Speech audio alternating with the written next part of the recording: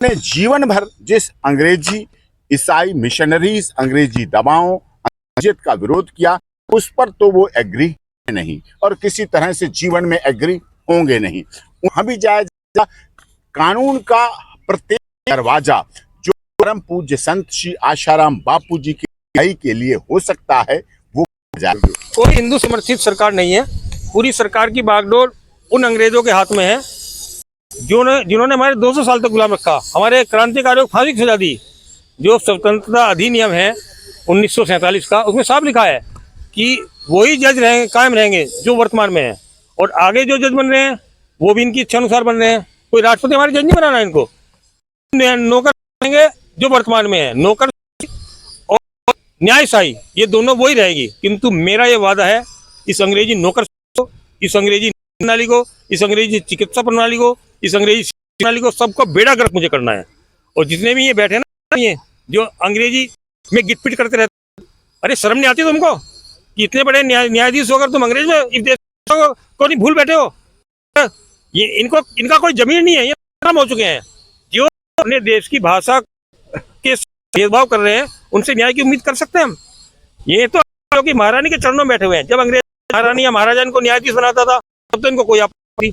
आज भारत का राष्ट्रपति कहता है या हमारे प्रधानमंत्री कहते हैं कि फलाने को न्यायाधीश बना, राष्ट्रीय न्यायिक नियुक्ति आयोग आता है तो इनको परेशानी है।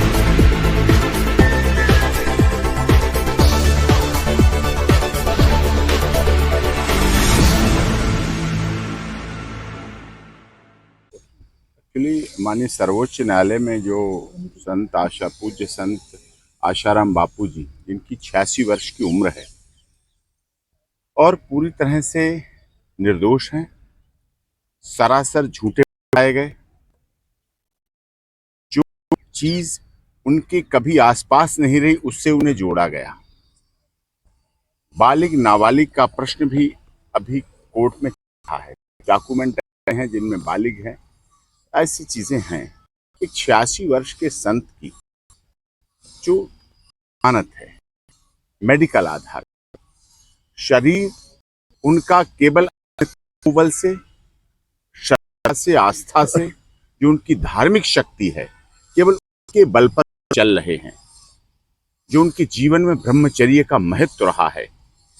बापूजी ने सदैव हमारे देश की पाश्चात्य सभ्यता, संस्कृति को पीछाया, भारतीय सभ्यता, भारतीय संस्कृति, सनातन पद्धति, सनातन रीति रिवाज को ऊंचा उठाया और इसीलिए उनके ऊपर इस तरह के मनगढ़ंत साजिशन, एक प्लान के तहत ऐसे आरोप लगाए गए जिससे सनातन संस्कृति को रोका जा सके।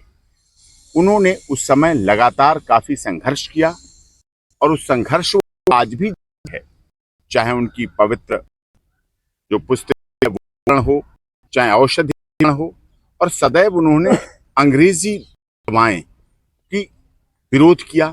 तो वो संत कैसे इंग्लिश मेडिसिन और एम्स और इसके इलाज पे चले जाएं? वो आयुर्वेद से अपना इलाज कराना चाहते हैं। आज भी वो आयुर्वेदिक पर आधारित हैं। जेल में भी वो आयुर्वेद का ही सब कुछ प्रयोग करते हैं, रखते हैं, और आयुर्वेद के द्वारा उनकी जो आयुर्वेद पद्धति है उसको सर्वमान्य भी है। और ऑनरेबल जोधपुर हाईकोर्ट ने सबके सामने था कि संत आशाराम बापू से, मतलब बापू जी से बड़ा आयुर्वेद का जानकार कौन है? ऑनरेबल कोर्ट की बात थी। तो उस बारे में ये सब होते हुए ऐसे समय में जबकि आज देश में सनातन पद्धति पूरी तरह से आज प्रथा मिल रही है, वो बात खत्म हो रही हैं, तो हम चाहते हैं, सभी चाहते हैं, उनके साधक चाहते हैं, देश और दुनिया में साधक अपनी पद्धति से, लीगल पद्धति से आधार पर पूज्य संत आशाराम बापू जो कि इतने वर्ष से जेल में एक दिन भी नहीं निकले, एक घंटे के लिए नहीं निकले, जब पैरोल, इंटरिम बेल, इलाज के लिए बड़े बड़े जघन्य केसों में, बड़े बड़े जघन्य आरोपों में, चाहे आतंकवादियों के हों, चाहे देशद्रोही, जो देश के लिए गलत हैं, जो राष्ट्रीय सुरक्षा के लिए खतरा हैं, जो बड़े बड़े भ्रष्टाचार के स्कैम करके लोगों को बर्बाद कर चुके हैं, ऐसे लोगों को भी माननीय अदालत द्वारा समय समय पर इंटरिम बेल, पैरोल और जो हमारे साधन है, जो हमारे भारत के संविधान डॉक्टर भीमराव अम्बेडकर जी संविधान निर्माण के सभा अध्यक्ष रहे, जिन्होंने उपलब्ध कराए। और यहाँ सुप्रीम कोर्ट में आप देखते हैं संविधान का रक्षक भी है माननीय सर्वोच्च न्यायालय, मूल अधिकारों का रक्षक भी है माननीय सर्वोच्च न्यायालय, हमारे जो सामाजिकता है उन सबका रक्षक है हमारा माननीय सर्वोच्च न्यायालय। तो हम लोग ऐसी आशा करते हैं कि आने वाले समय में परम पूज्य श्री आशाराम बापू जी की रिहाई हो, उनकी बेल हो, संवैधानिक तरीके से हो, कानूनी तरीके से हो। 86 वर्ष के उम्र के पड़ाव में हम आप सब सामाजिक व्यक्ति हैं, जानते हैं घरों में परिवारों में भी बुजुर्गों की क्या स्थिति हो जाती है, क्या हालात हो जाती है। और वो तो 11 वर्ष से भी अधिक जेल में हैं, जो जेल में है। मैं उनसे वहां कई बार मुलाकात हुई, तो वो केवल अपनी धार्मिक विश्वास पर हैं, अडिग हैं, और भी वो हैं जिस तरह से। लेकिन शरीर तो शरीर है, उस शरीर के लिए तो हम लोग हैं, उस शरीर की इलाज होना चाहिए, आयुर्वेद पद्धति से इलाज होना चाहिए। उन्हें कंसल्ट कराया जाए, वैद्यों से कंसल्ट कराया जाए, वो वैद्यों से कंसल्ट करें, वो जानकारी हो, उसके बाद उनका इलाज हो। उन्होंने जीवन भर जिस अंग्रेजी ईसाई मिशनरीज, अंग्रेजी दवाओं, अंग्रेजियत का विरोध किया, उस पर तो वो एग्री नहीं, और किसी तरह से जीवन में एग्री होंगे नहीं। उन्हें सीधी सीधी आयुर्वेदिक दवा, आयुर्वेदिक इलाज, आयुर्वेदिक अस्पताल, वो हमारी भारत सरकार के अस्पताल हो, हमारा आयुर्वेद मंत्रालय है, हमारी भारत सरकार है, हमारी उसमें से आयुर्वेद अस्पतालों से सरकारी आयुर्वेद का अस्पताल हो, प्राइवेट अस्पताल हो, उनके चिकित्सक हैं, उनके वैद्य हैं, उनके द्वारा कंसल्ट होकर इलाज हो। यहाँ माननीय सर्वोच्च न्यायालय ने कहा है कि जोधपुर हाईकोर्ट जाइए तो वहां भी जाएगा। कानून का प्रत्येक दरवाजा जो परम पूज्य संत श्री आशाराम बापू जी की रिहाई के लिए हो सकता है, वो जाएगा। आपने पिछले दिनों देखा 14 फरवरी वैलेंटाइन डे, पाश्चात्य सभ्यता के लिए क्या क्या नहीं होता, जिस तरह से हमारी बहन बेटियों का यौन शोषण होता 14 फरवरी को वैलेंटाइन डे के नाम पर। और फरवरी के बाद मार्च, अप्रैल और मई तक उन बहन बेटियों के हालात गायनो डॉक्टर, लेडी डॉक्टर से पूछिएगा आप लोग वरिष्ठ पत्रकार हैं, उनके क्या हालात हो जाते हैं, हमारी बहन बेटियों के क्या क्या हालात हो जाते हैं। उसी के उल्टे परम संत श्री आशाराम बापू जी ने 14 फरवरी को वैलेंटाइन डे के बजाय माता पिता पूजन दिवस मनाया, कि जो बच्चे माता पिता की आज्ञा मानेंगे, पूजन के बच्चे को पाप मिलेगा, माता मिलेंगे, और एक दूसरे से मिलते जुलते रहेंगे, प्यार करेंगे, सम्मान करेंगे, उतारेंगे, सब कुछ करेंगे। ऐसे संस्कार चलाने, ऐसे संस्कार आगे करने का काम परम पूज्य संत श्री आशाराम बापू जी ने लगातार वर्षों वर्ष से किया है, और यही उनकी लड़ाई है। वो चाहते हैं रक्षाबंधन, भैया दूज और हमारे 30 त्योहार मनाएं, और पाश्चात्य कहती वैलेंटाइन डे, लव डे, किस day, hug day, hello day बनाए। विरोध है, लेकिन जीत सनातन की होगी। सत्य शान हो सकता है, पराजित नहीं हो सकता है। जीत का समय लग रहा है।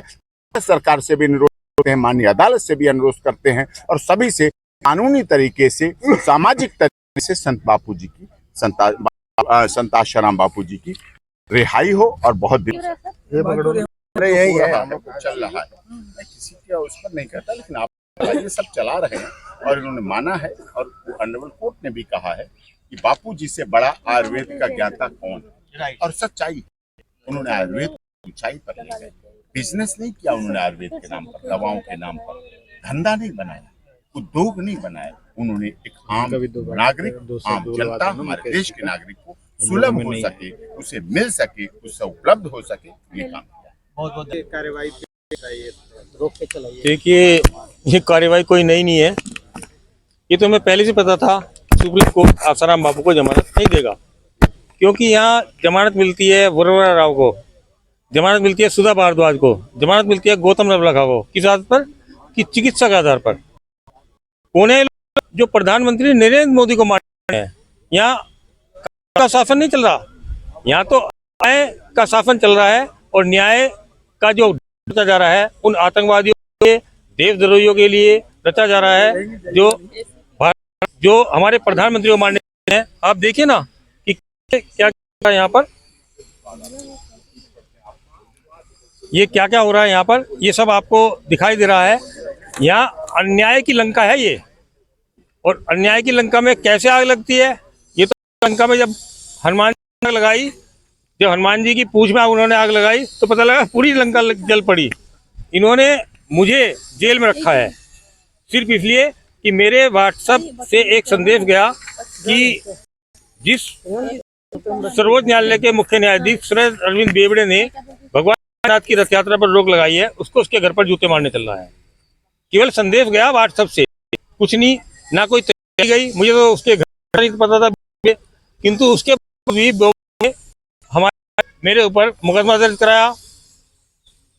दिल्ली में उसके घर के पास की पुलिस ने मुकदमा दर्ज किया, जहां कानून का अनुच्छेद 108 कहता है कि जब किसी मजिस्ट्रेट को इत्तला मिलती है कि उसकी स्थानीय अधिकारिता कोई ऐसा व्यक्ति है जो ऐसी अधिकारिता अंदर या उसके बाहर सांप्रदायिकता फैला रहा है, तो मतलब है कि मुकदमा केवल उस अदालत में चल सकता है जहां मैं रहता हूं, जहां से मैं सांप्रदायिकता हूं। किंतु मेरे खिलाफ इन न्यायाधीश हैं ये, इन्होंने मेरे खिलाफ कटक में मुकदमा चलाया, भद्रक में मुकदमा चलाया, बालेश्वर में चला। एक अपराध में 4-4 मुकदमे दिए जा रहे हैं।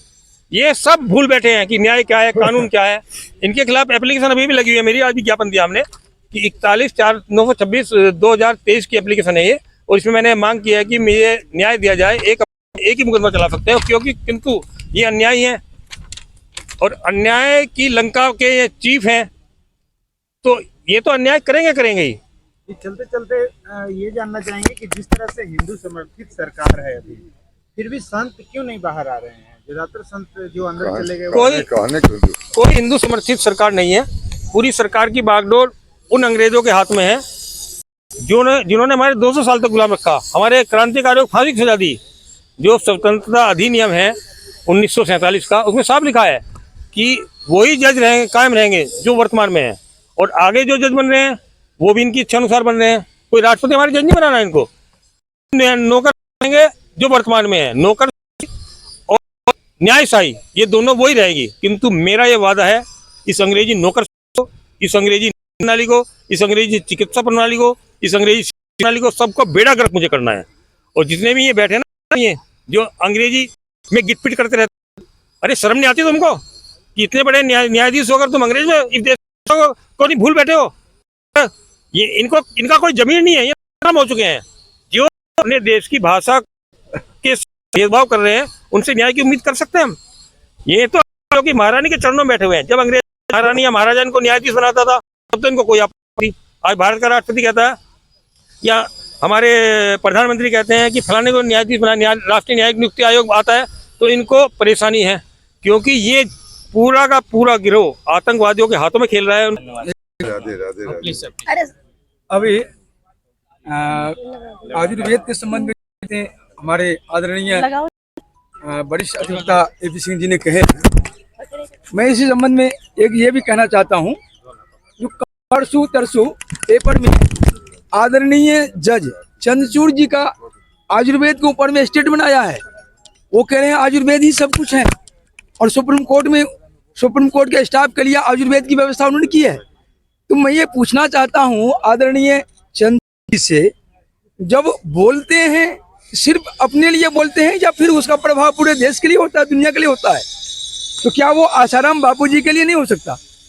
आसाराम बापूजी के साथ न्यायिक भेदभाव जिस प्रकार किया गया है यह देश की जनता देख चुकी है, और आसाराम बापूजी को जिस प्रकार ईसाई मिशनरियों, अंग्रेजी दवा माफियाओं, शराब माफियाओं, बीड़ी गुटखा तंबाकू माफियाओं, इन सब ने, उसके बाद के जो ये है IMA कार्यकर्ता हैं, ये सब जितने माफिया हैं और ईसाई मिशनरी धर्मांतरण करने वाले ग्रुप, इसके साथ इसकी सबसे बड़ी अगवा जो एंटीना माइनो उर्फ सोनिया गांधी, डिक्लियर इसने आसाराम बापूजी को फंसाया है। और हिंदू संतों को जब तक 2004 से 2014 के बीच कांग्रेस की शासन रही, एंटीना माइनो सोनिया गांधी शासन केंद्र में, इसने हिंदुस्तान में जितने भी संत हुए सबके ऊपर